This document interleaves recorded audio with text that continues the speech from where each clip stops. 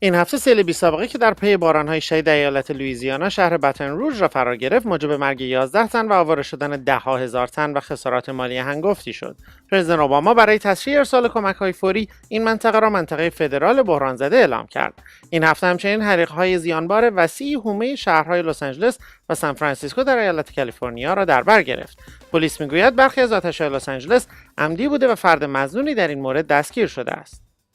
این هفته هیئت منصفه دادگاهی در ایالت پنسیلوانیا کاتلین کین دادستان 50 ساله از حزب دموکرات این ایالت را که یکی از قدرتمندترین زنان این ایالت به شمار می‌آید در 9 فقره از جمله شهادت دروغ و تبانی در جرم گناهکار شناخت و او را به افشای اطلاعات هیئت منصفه و دروغگویی به منظور بی‌اعتبار ساختن یک رقیب سیاسی متهم کرد.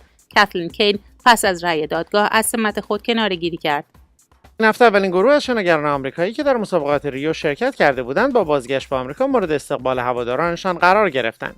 کیری لرکی که موفق به کسب 4 مدال طلا و 1 نقره شده بود، اندکی پس از رسیدن در فرودگاه دالاس ویرجینیا در حومه واشنگتن دی سی در یک کنفرانس خبری از حامیانش قدردانی کرد.